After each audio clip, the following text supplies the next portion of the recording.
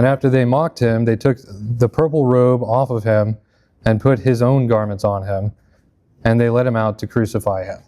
So Jesus is mocked in the praetorium. This is the residence of the commander. A cohort, which is the group of people that were called together, is normally about 600 men, or a battalion. This was not routine practice for executions at the time. The scale of this humiliation had two goals. The first was to show authority over Jesus' personal charge to kingship, and the second is to show dominance over the population as a whole, using King of the Jews as an example. So, a question: why might Mark want to point out the details mentioned in this section? I'm talking about the purple, the crown of thorns. Why did he pick those details?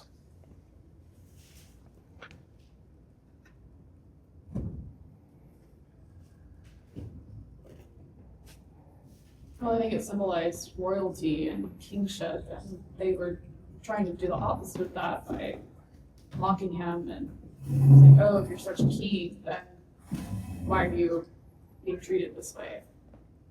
Mm-hmm. Right. So irony directly related to kingship, right? If we go back to chapter 10, verses 33 and 34 of Mark. So 33 and 34, he says, behold, we're going up to Jerusalem. Wait, am I in the right spot? Yeah. And the Son of Man will be, this is Jesus talking about himself, will be betrayed to the chief priests and the scribes, and they will condemn him to death and will deliver him over to the Gentiles. And they will mock him and spit on him and flog him and kill him, and 3 days later he will rise again. So he called this out. He said that this was going to happen beforehand. And of course, they're emphasizing the totality of humiliation for this person who's claiming to be king in the face of Pilate, who is the ruler, the commander of this whole area. And it also reinforces, Mark is reinforcing this as a real historical artifact. This is saying, okay, these are specific details, and it sort of gives you a fuller picture of what exactly happened. It's actually, I was doing a little bit of looking, and it looks like Mark is pulling from somebody else's eyewitness, because how else would you get these details? I mean, of course, he's inspired by God, but, anyway. So, any other thoughts on that? Yeah, I think it kind of sets up the totality of the rejection and the suffering and the resurrection that Christ did for everyone, because he was rejected by the Jews, but the Jews couldn't kill him. So now he's rejected by the non-Jewish, and they are killing him. And so both Jews and Gentiles are rejecting Christ. He's dying for all of us. I think that kind of puts the totality of what's about to happen so no one can say, well, Jesus just died for the Jews. No, Jews rejected him, Gentiles rejected him. He died for everybody. Right. So. Yeah. Very good. Would somebody mind reading verses 21 through 23?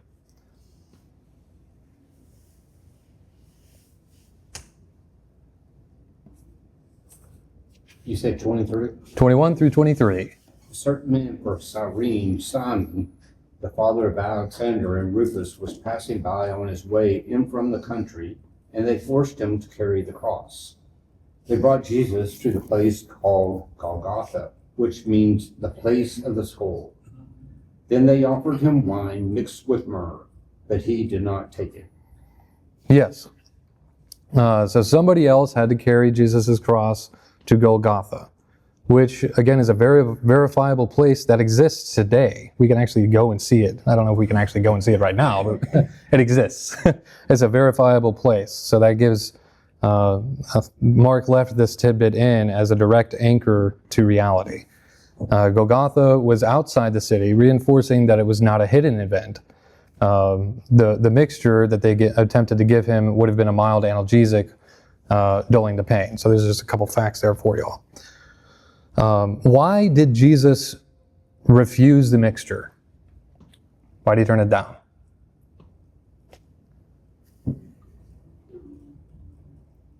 He said that he would, in the Last Supper, I will not drink of this again until I enter the kingdom. Right. There's also a practical reason as well. I mean, of course, he's said that he wouldn't do it. He wouldn't drink of the, and I have a little bit more on that. And what is that? That's in chapter 14, verse 25. But he chose clarity of mind over relief from pain. So he is going through this fully there. There's no dulling of this at all, because that would have been, like I said, a mild analgesic. It wouldn't make it to where it's not like a painkiller, but it would have acted as something that would have dulled the pain. So he's going through this, not only doing what he said he would do, but he's also doing this intentionally, saying, I'm going to feel all of this, and this is going to be recorded. So I think that Mark kind of, if anything, it waters down the brutality of what has happened to him up to this point. In fact, if you look up the flogging part of it, we talked a little bit about last week. A lot of people died just from flogging, and the amount of blood loss that you would have gotten from flogging and that sort of thing. And then you're carrying that cross. No wonder he stumbled and fell. He had lost so much blood that at that point, he could have died anywhere along the path going to the place where they actually crucified.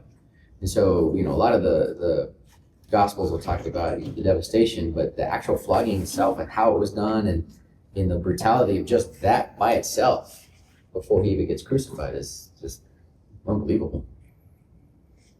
We mentioned last week the fact that after that moment, he was unrecognizable. He was physically unrecognizable by those that knew him. So the disfigurement of what he went through, the beating, like Doc was saying, it doesn't fully describe everything that he went through physically, the flogging and the beating and stuff like that. I mean, to that point, that's, to me, just adds more to sacrifice. Oh yeah, it's huge. Okay, we have quite a bit to go through. I have 2 more pages here. I wanted to make sure that we had enough time at the end to sort of do a recap, so I'm going to just keep pressing forward. Unless anybody else has anything they'd like to add. Let's do that. Okay. Does somebody mind reading? This is a larger section, 24 through 32. 15? Yes. Okay. And they crucified him. Dividing up his clothes, they cast lots to see what each would get. It was 9 a.m. when they crucified him. The written notice of the charge against him read, "The King of the Jews." They crucified 2 rebels with him, one on his right and one on his left. Those who passed by hurled insults at him, shaking their heads and saying, "So, you who are going to destroy the temple and build it in 3 days, come down from the cross and save yourself." In the same way, the chief priests and the teachers of the law mocked him among themselves. "He saved others," they said, "but he can't save himself.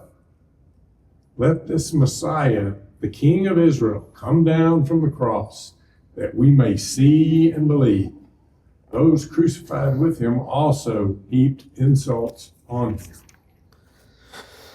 So the casting of lots for his garment, thank you, by the way, directly correlates to Psalm 22, verse 18. As we're going through this, Psalm 22 is prevalent. It's just all over it. This inscription also, so the inscription, the fact that he was crucified with 2 robbers and direct insults exacerbated the immense torture that he endured for us that we were just talking about. So this is, the inscription that's above his head says "King of the Jews," right? That's humiliation, right? And he's human, but he's also God. So he was crucified with two robbers that are next to him, and that is in itself sort of humiliating, very much so. Especially him being who he is and who we know who he is. That's more humiliation, and then direct insults. So that just exacerbates all of the, and he's his hands are as we know nailed, or his wrists right here are nailed to the cross. This is horrible stuff that he's going through right now, and they're still insulting him on top of all of that. And what did he do wrong? He claimed to be God, which he is. There's all of that that's happening there, and so this is all just insult after injury after insult. We were talking last week, and Brother Bulls clarified in Luke's account where Jesus had sweat drops of blood. He prayed so hard that, what was the name of that clay? I can't remember the medical term. Hemidrosis. Yeah. Where you can actually, the capillaries can burst. And the reason I think that's interesting, so descriptive for Luke, but when he's on the cross and the nails are going through his hands, medically speaking, it wasn't just pain, it was excruciating the way it was. Help me out, Clay. Yeah, it's hemidrosis. Yeah, you can actually, because such a stressful situation, that sympathetic nervous system causes those capillaries to burst, and you actually you bleed blood or sweat blood. That's just angst and anguish. Even the nails in the hand. I mean, it wasn't, people just overshadowed that. It was actually those nerves. Oh, absolutely. Yeah. I mean, it would have, in how he would have had to breathe and those sorts of things. And kind of going back to what you were talking about with him hanging on the pole with two criminals, it also fulfills Deuteronomy. Deuteronomy, I think it's 21, 23. You must, cursed is anyone who is hung on a pole. And so that kind of, there it says, but because anyone who is hung on a pole is under God's curse. And so it kind of fulfills all the stuff that we deserve, every bit of it. He didn't take pain medicine, just all of the stuff that we possibly could throw at him was thrown at him. And he took it. Right. It's just mind blowing. And yeah, I mean, could not imagine doing all of that. And not only that, but having the power to be able to get down and do what we would consider just, And I remember we talked about it last week. You could go over exactly what happened during the crucifixion, which we did talk about way, way many years ago. It would have to be not for young years sort of thing. But it makes sense in terms of what they were seeing when they pierced him and nothing but water came out, or where exactly they pierced him, that's really.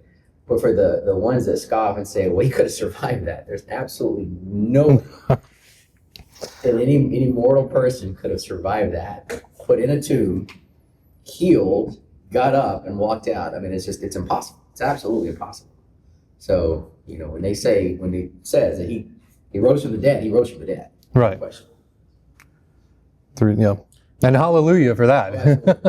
I mean, one thing I can't get past, besides how much tortured and crucifixion is, all those who are accusing him and hurling insults at him and everything, probably more likely the exact same people who are following and coming to him, wanting their sick to be healed, blind, wanting things from him. And of course, and this isn't to justify their actions, but it kind of basically came down, they were influenced by the chief priests and the teachers of the law were sitting there mocking him, which, by the way, they're accusing him of blasphemy, and they're doing the exact same thing. And they can't see that. Right. And so, again, my thing is, these same people who were following him and all thrilled about him, and even worshiping him when he entered Jerusalem, right, and praising him and everything, they're the ones that now, how easy the table's been turned against him. Yeah, it's honestly ridiculous. But One of the things that stood out too, look at what the chief priests and the teachers of the law said. He saved others. So Yeah. they But he can't. recognize that he's Yes, I, exactly. Yeah. And that could be mocking, right. But either way, it's totally ironic. That's the whole thing about all of this is everything they're saying is true, except for that he can't save them, or save himself. Okay, let's move on. 33 through 39. Anybody feel like reading that? At noon, darkness came over the whole land until 3 in the afternoon. At 3 in the afternoon, Jesus cried out in a loud voice, Eloi, Eloi, lama sabachthani, which means, my God, why have you forsaken me? When some of those standing near this heard this, they said, listen, he's calling Elijah. Someone ran, filled a sponge full of wine vinegar, put it on a staff, and offered it to Jesus to drink. Now leave him alone. Let's see if Elijah comes down to take him, he said. With a loud cry, Jesus breathed his last. The curtain of the temple was torn in two from top to bottom. And when the centurion who stood there in front of Jesus saw how he died, he said, surely this man was the Son of God. Yeah. And okay. So Jesus' cry in verse 34 was recorded in Aramaic. And that was the common tongue for Jews in Roman Judea at the time. This wording differs from the Hebrew words that are recorded in Psalm 22:1. But it is a direct quote. Those who knew the Psalms, who were present, would have likely recognized it at the time. The fact that Matthew and Mark both used Aramaic for the quote is evidence of historical authenticity. Early Christians writing in Greek had no motive to invent a confusing, half-foreign sounding scream of abandonment from their Messiah. It reads like a preserved memory, and it's not a composed theological line.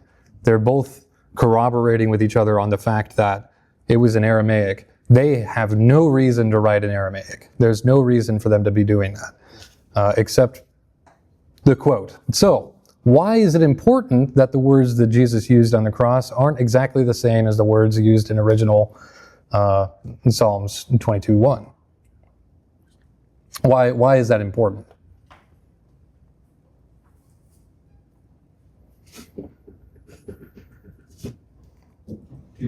Okay. The words that he used were in the language he likely thought and prayed in. So he was praying it and he was living it. He was not reciting a psalm. He was saying that out loud and quoting at the same time. So this is Jesus, this is God, and he's quoting a psalm. The people that were present, namely the scribes and the chief priests, would know. They would know. There would be no excuse whatsoever for them at the time. That just fires me up sometimes. It's like, I don't know. He was living the prophecy. He was living the truth. Yeah, well, so he was praying the psalm. He was praying that out loud and living that. He wasn't just quoting it. He was praying that to God and I didn't go so deep as to figure out exactly what the psalm was talking about at the time, but I know that it was something that David was in grief about, So I'm sure that there's a little bit more symbolism behind that, but I didn't pull that curtain quite that far back. Compare with us living our lives today, living the Word.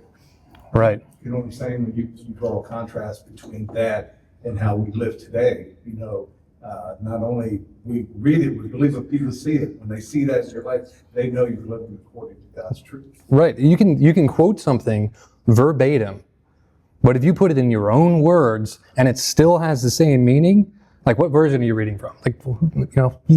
I mean, there are so many versions out there that it doesn't really matter. And if you rephrase something that is something from God's word in your own words, that has much more meaning to yourself and to the people who are listening to you at the same time, and that's what he's doing here. He's saying that in Aramaic, which is just it's the same. I did a little bit of looking at this. Aramaic and Hebrew. Like Hebrew was written at the time, but they would speak in Aramaic. So that's sort of whatever. So that tells you that he was going through it, and he is who he says he is. It's just more proof that he is who he says he is. I think all the prophecy that was said about him, that he was living from Isaiah to Jeremiah to Zechariah, just culminates right at this spot right now. Yeah. And so I think that it's when he said, when they said stop, he's calling out to loud, let's see what happens. It's all in this point right here. When he gives up his spirit, that's what all of this was about. And so that's fascinating. Is all of these things that were said about him, and you see it happening, and you see it happening over here, and that's from there, one focus point to this point, this moment right here in time.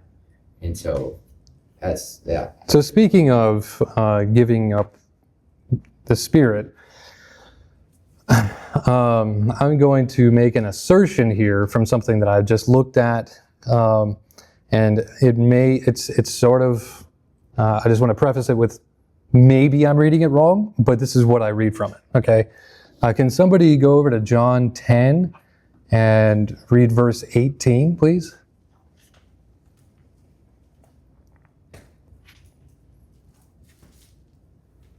No one takes it from me, but I lay it down of my own accord. I have authority to lay it down and authority to take it up again. This command I received from my Father. Right. And that's Jesus talking about his life. Why did the centurion believe in Jesus' death? Why did he believe that he was who he said he was? The centurion in verse, 39.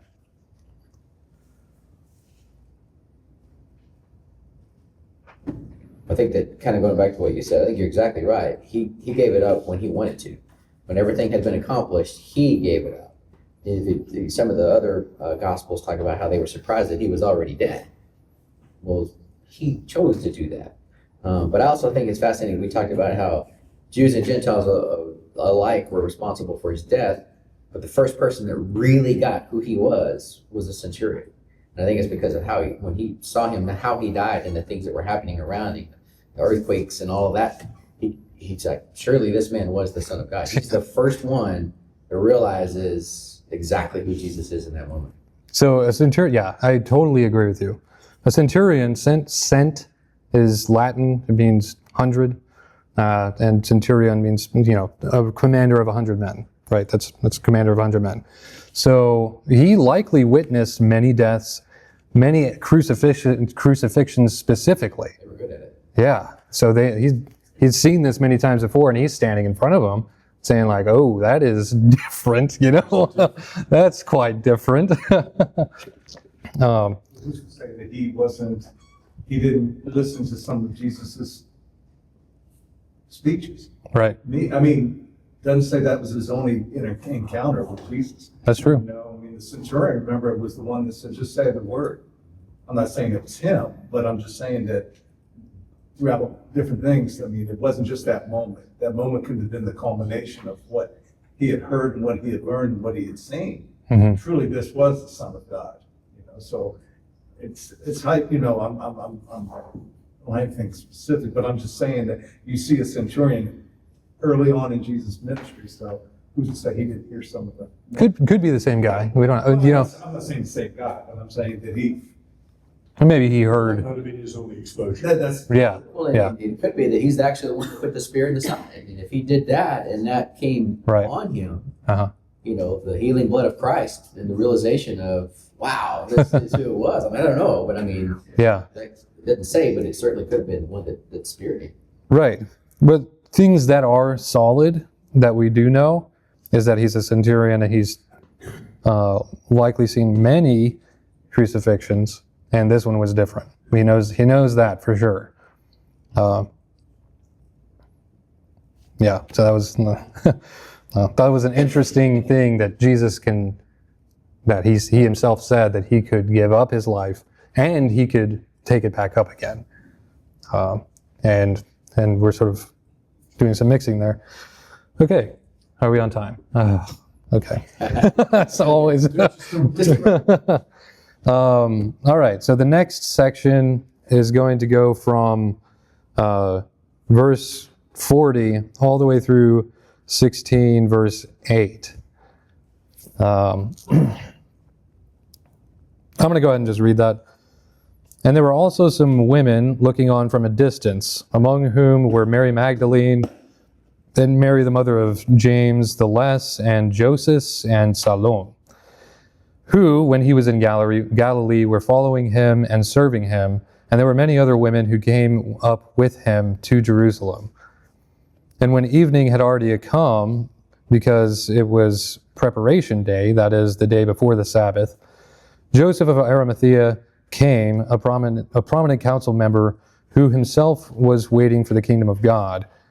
And he gathered up courage and went in before Pilate and asked for the body of Jesus. And Pilate wondered if he had died by this time. And summoning the centurion, he questioned him as to whether he had already died. And ascertaining this from the centurion, he granted the body to Joseph. And when Joseph had bought a linen cloth and took him down, he wrapped him in the linen cloth and laid him in a tomb which had been hewn out in the rock. And he rolled a stone against the entrance of the tomb. And Mary Magdalene and Mary the mother of Joseph were looking on to see where he had been laid. I'm going to stop there. The women who came were eyewitnesses. There are people Mark's original audience could potentially verify against. These women were there watching to see where he was laid, right? They were watching to see that, and they knew he was dead. As we were talking about earlier, people they would know, and so there's that. And again, just to go back on, people could verify against these people. Mark's original audience. Who was Mark's original audience? I mean, we read it today, but who did he write it to? He's writing it to everybody that was in existence at the time, right? So anybody that was reading this could potentially go and verify against these witnesses, these eyewitnesses that he had just recorded, right? And I'm sticking with explicitly Mark and a little, and just going and looking at different details in different books, but I'm mainly just sticking with Mark here because we're talking about Mark. This is the session we're in. So why was Joseph of Arimathea courageous? It says here he was courageous. Why was that a courageous thing to do, to go and ask for the body of a dead man?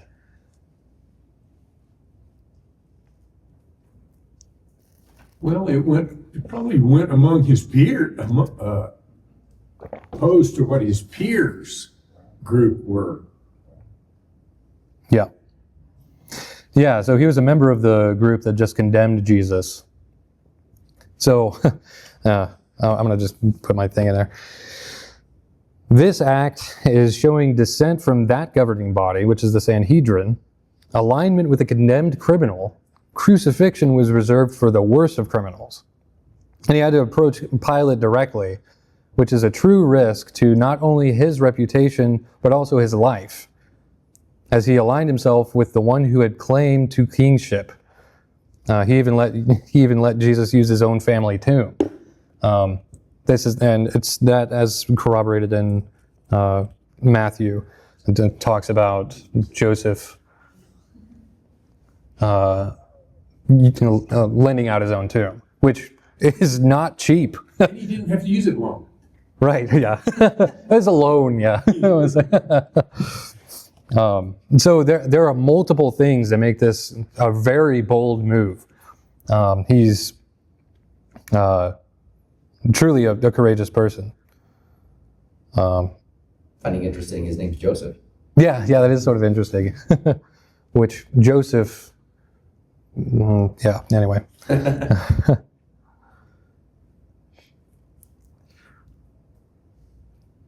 Any other comments on that section? And he was pretty wealthy. Right.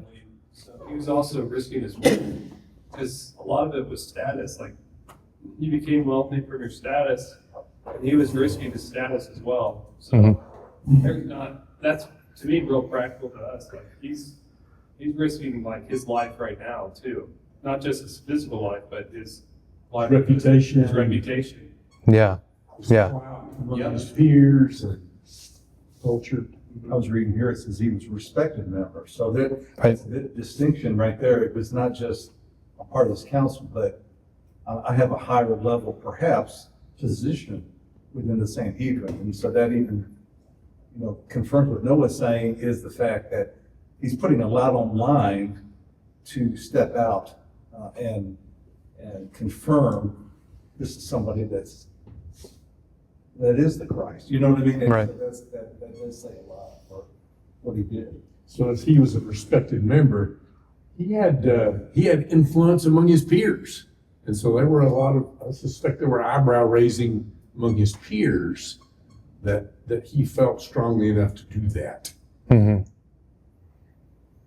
Yeah, I think that's really a good example for us today, like you were saying. If we are afraid to claim Jesus at work, look at this.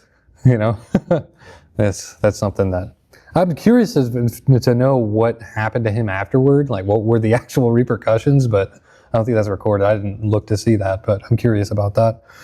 Anybody know anything about that? No. Okay. All right. Can somebody read verses 1 through 8 of chapter 16? When the Sabbath was over, Mary Magdalene, Mary the mother of James, and Salome bought spices so that they might go to anoint Jesus' body. Very early on the first day of the week, just after sunrise, they were on their way to the tomb, and they asked each other, "Who will roll the stone away from the entrance of the tomb?" When they looked up, they saw that the stone, which was very large, had been rolled away. As they entered the tomb, they saw a young man dressed in a white robe sitting on the right side, and they were alarmed. "Don't be alarmed," he said. "You are looking for Jesus the Nazarene, who was crucified. He has risen. He is not here. See the place where they laid him? But go, tell his disciples and Peter, he is going ahead of you into Galilee. There you will see him, just as he told you." Trembling and bewildered, the women went out and fled from the tomb. They said nothing to anyone because they were afraid. Continue? Nope. Okay. That's it. Thank you. I say that's it. We still have more to go, but thank you for that. Yeah. So in verse 7, so we know, do not be amazed. What is this? Who is this? That's saying, do not be amazed. Angel. Is an angel. Yeah. Doesn't really specify anything beyond that in this, but yeah, is an angel. Do not be amazed. I mean, don't be afraid. We hear that all the time throughout all of the scriptures and the Gospels. Why is Peter specified in verse 7?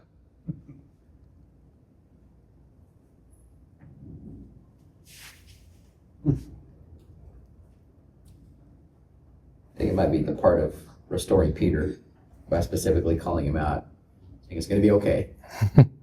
Yes, you denied him. He said you were going to, but he is who he says he is. And you need to know that this is what he told you was going to happen.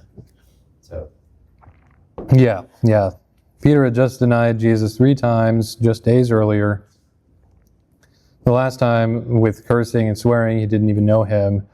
By all social and religious logic, Peter had disqualified himself publicly, repeatedly, at the worst possible moment, singling him out by name in the resurrection message as Jesus through the angel, making sure Peter specifically knows he's not excluded.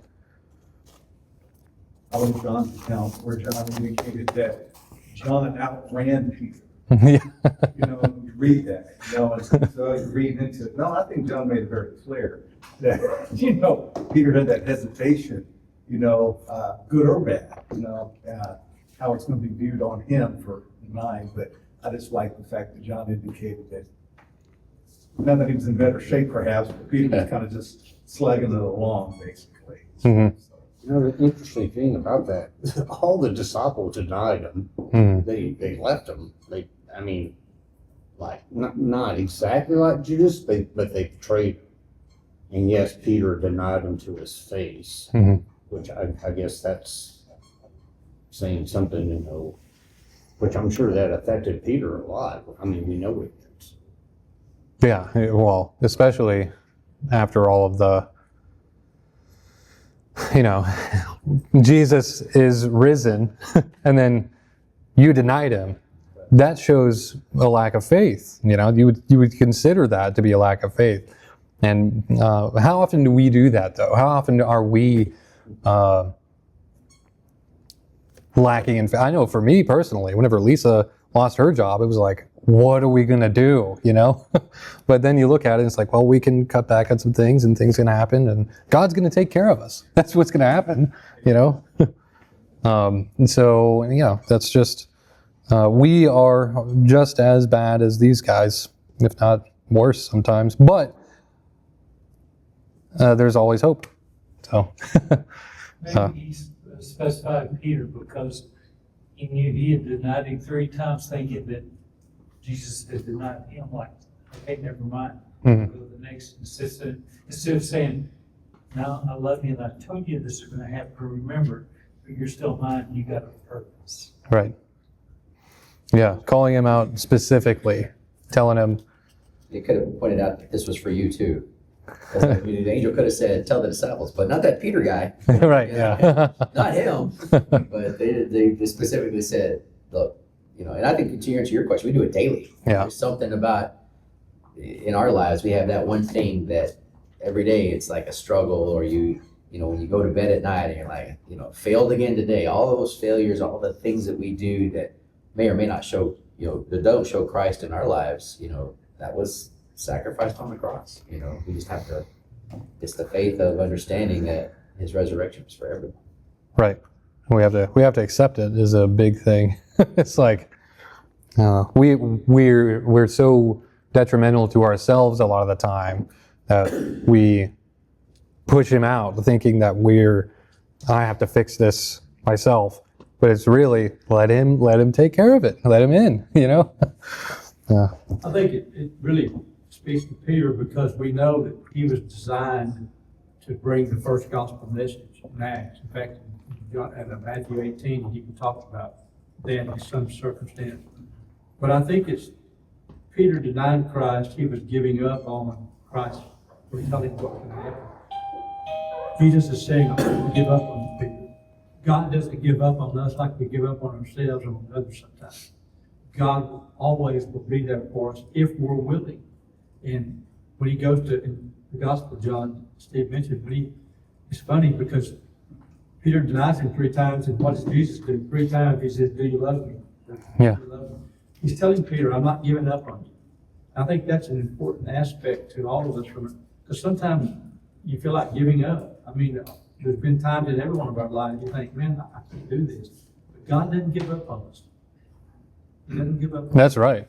Yeah, he does not give up on us, and there's a lot of proof of that. Just so we can finish this, I'm going to read from 9 through 20, and then I have a couple things to say about that, and then we'll be good.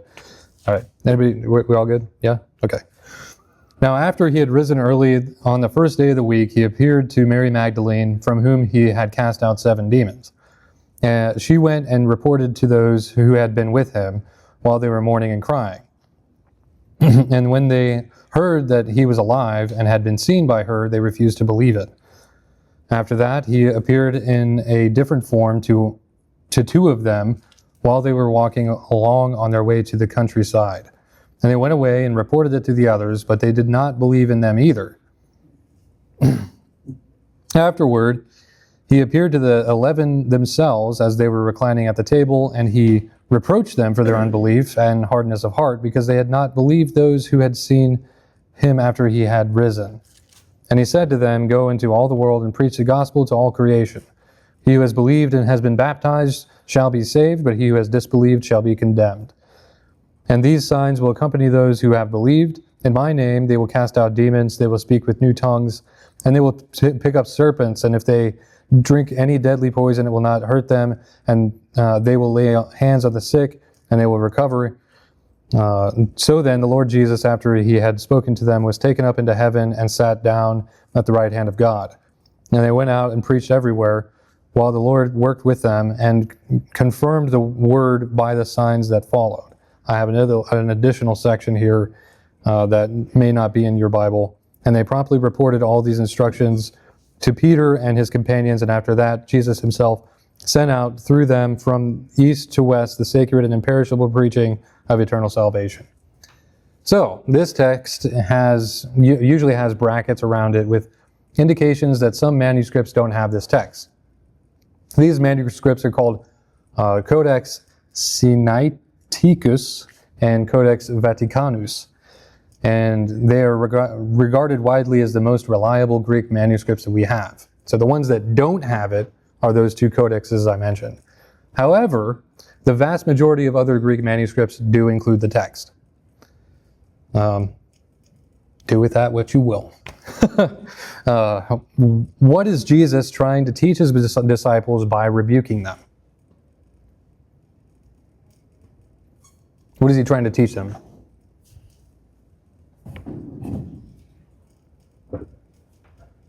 Well, he told them multiple times before his death that he was going to be killed and rise again on the third day. So he's asking them to believe his words, and they've heard these eyewitness reports of other believers who are trustworthy and credible sources, and they refuse to believe. So I think he's rebuking them for their lack of faith in that, and the very fact that he told them multiple times that this was going to happen. Anything else? I think he's kind of getting them away from that earthly mindset that they still had. You know, this isn't the kingdom that you were expecting. This is the kingdom that was foretold, that you should have known about, that we talked about. And this, why are you surprised that it happened? And so I think that, you saw all the things that I did when I was here. We talked about this. I told you exactly what was going to happen, and here we are. So I think that would give them the boldness to go do exactly what they did. So just because we have the bell ringing, I'll give you the answer that I was looking for, and that is, so there's faith. So one last time he proves to them their own doubt, and that's sort of like a wake up, and then also wake up because they dismissed those whom they should trust, who are fellow believers and followers. So there's unity there that was escaped because of their unbelief. So that's all I have. I was gonna. So was that the answer you wanted? Yes. My answer was the answer I wanted. Yeah. That was nice. So anyway, there's the end of Mark. Thanks for joining. I wanted to do a little recap there, but that was fun. Thank you all.